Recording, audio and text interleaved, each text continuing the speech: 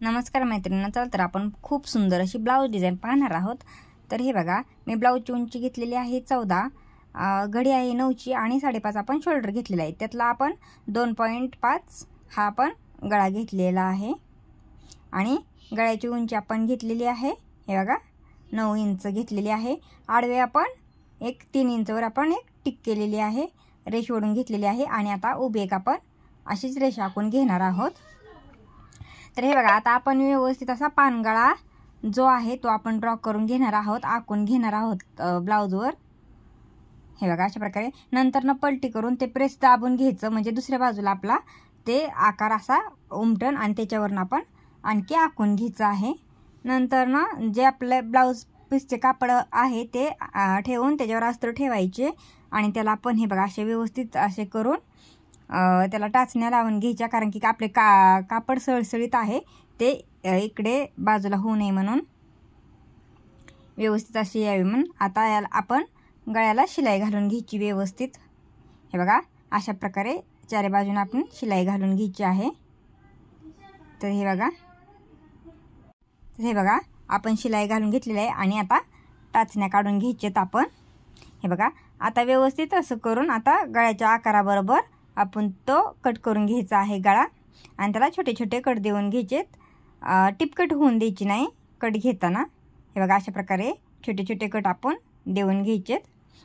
आता काय करायचं, अस्तरवर दाबटीप देऊन घ्यायची। जरी आपण कॅनव्हास नाही वापरलं तरी पण हा पानगळा खूप असा सुंदर आपल्याला येतो।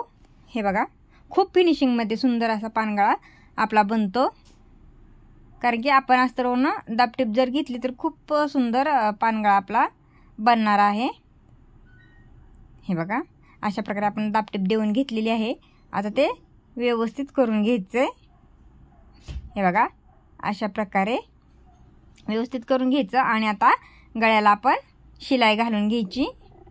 हे बघा व्यवस्थित असे पकडून आपण याला व्यवस्थित शिलाई घालून घ्यायची चारी बाजूनी गळ्याभोवती। खूप अशी सुंदर डिझाइन आहे। मला कमेंटमध्ये नक्की सांगा। आपल्या चॅनलला लाईक, सबस्क्राईब आणि शेअर जरूर करा।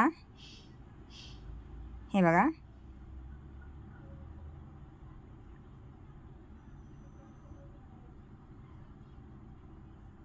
अशा प्रकारे आपण याला शिलाई घालून घ्यायची।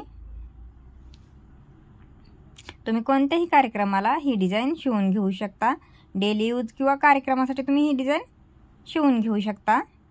आता काय करायचं, हे बघा अस्तर बरोबर चारी बाजूनी शिलाई घालून घ्यायची ब्लाऊजला। हे बघा आपली चारी बाजूनी शिलाई घालून झालेली आहे आणि आता राहिलेले आपले जे ब्लाऊज पीसचे जे कापड आहे ते पूर्ण कट करायचे बाजूचे सगळे। आता हे आपले कापड कट करून झालेले आहे। आता ते बाजूला ठेवूया आणि एक ते 1.5 इंचाची पट्टी काढून घेऊया, त्याला शिलाई घालून घेतली आणि आता ही आपण पाटीला जोडून घेऊया। हे बघा अशी पाटीला अगोदर पूर्ण जोडून घ्यायची।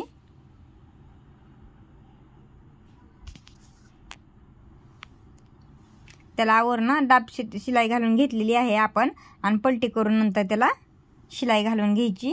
हे बघा आपण त्याला व्यवस्थित शिलाई घालून घेतलेली आहे। आता काय करायचं, घडी घालून घ्यायची आणि आपण अगोदर हे बघा अशा प्रकारे गळा ड्रॉ करून घ्यायचा आहे। आपण गळा आखून घ्यायचा आहे। हे बघा अशा प्रकारे आता त्याला पलटी करून तो दाबून घ्यायचा आहे, प्रेस करून, म्हणजे तो आकार दुसऱ्या बाजूला उमटतो आणि तो ड्रॉ करून घ्यायचा आहे।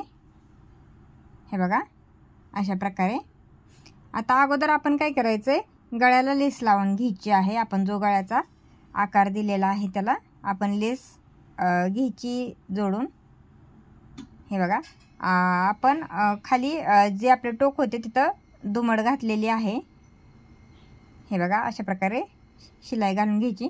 आता आपण लेसला डबल शिलाई घालून घेणार आहोत। हे बघा आता आपण लेसला डबल शिलाई घालून घेतलेली आहे।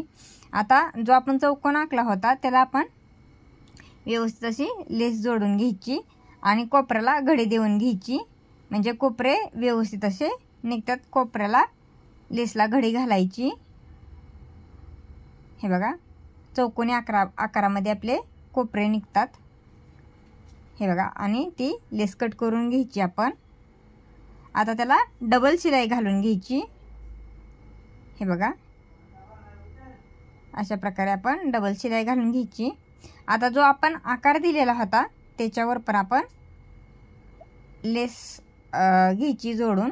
हे बघा अशा प्रकारे व्यवस्थित अशी आपण तिथं घडी घालणार आहोत, तिथं आपण चौकोन दिला होता गळ्याचा आकार, तिथं घडी घालून घेतलेली आहे आणि व्यवस्थित फिनिशिंगमध्ये लेस लावून त्याला डबल शिलाई घालून घ्यायची। तर कसा वाटला व्हिडिओ मला कमेंटमध्ये नक्की सांगा। आपल्या चॅनल लाईक, सबस्क्राईब आणि शेअर जरूर करा। खूप अशी सुंदर डिझाईन आहे आपली। आपल्या चॅनलला सबस्क्राईब नक्की करा। धन्यवाद।